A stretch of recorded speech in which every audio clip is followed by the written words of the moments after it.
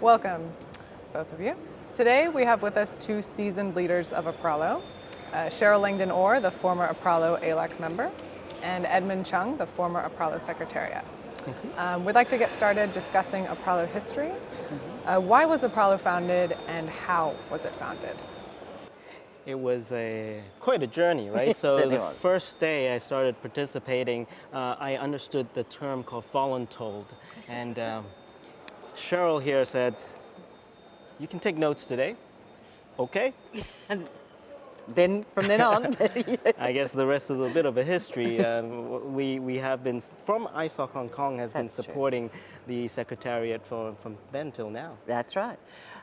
Originally, the RALOs, the regional large organisations, were formed as a result of an interim ALAC, a new way after some review of how ICANN operates and how what was then just at large could contribute to ICANN and its board and its processes. So there was a study group formed, and Asia Pac actually we were very contributory.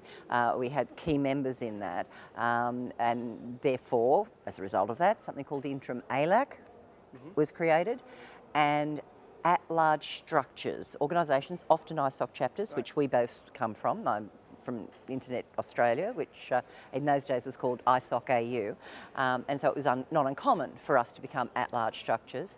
Then it was realised that perhaps if we aggregated into geographic regional groups, that could facilitate contributions to ICANN policy and processes, and APRALO was the first of all of the RALOs to start its formation by development of our operational procedures, our rules, how we were going to self-organise. We were the first to start and the last to formally and ceremonially That was just a ceremony, but I think the whole journey for me is was quite exciting as well, looking at the formation and the different kind of representation, because people sometimes say, how do you represent the whole, all the users on the internet? I don't think we're trying to do that, but we're trying to voice out some of the views that are pertinent to users, and that is what the Lodge is about. And I think the whole design of APRALO started from that spirit as well. Absolutely, we act in the best interests of. Yeah. Otherwise, we'd have an awful lot of emails to send to everybody in our region. We are the most diverse. More countries, more languages, more scripts, more economically diverse. We are diverse upon diverse. Right. Yeah, perfect segue to the next question.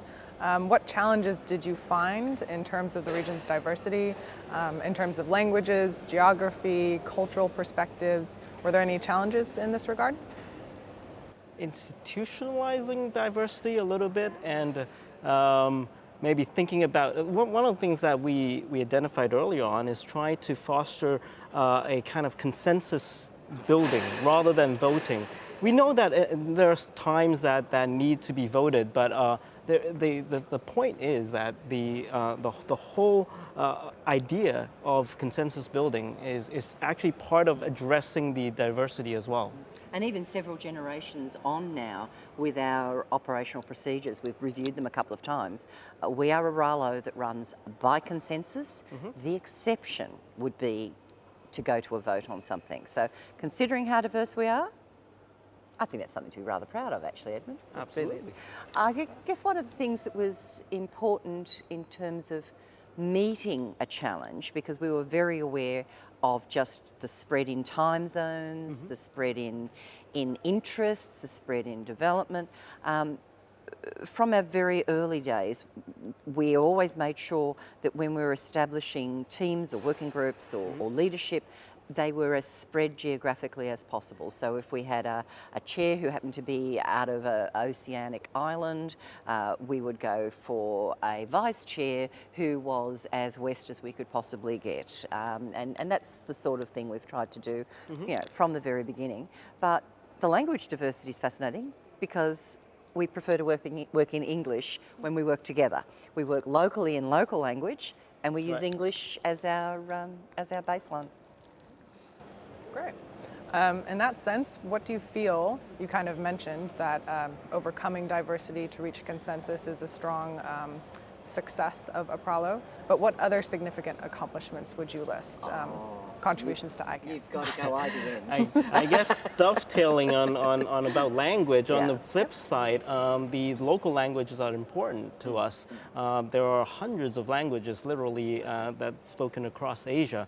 And so IDNs, internationalized domain names in native language, has been, I guess APRALO has been pushing it from the very start. holding the Yes. torch for ALAC for quite a bit of time. And up until now, myself, during my time at the ALAC, being representative from APRALO, was also the IDN liaison and pushed a few very important programs, including what is called the IDN CCTLD fast track. It's a long thing, but what it means is that it's country code top level domains in the local languages. And I think ALAC played a fairly strong role in pushing that forward. Absolutely. And what was interesting, that was one of the first prototypes for a cross-community working group.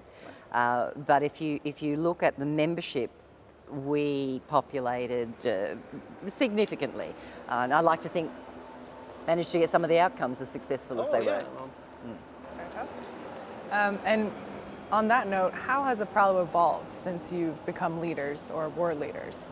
Well, the secretarial services have definitely improved. It hasn't evolved. That's the problem. No, we have been getting a little bit better redundancy for the secretariat.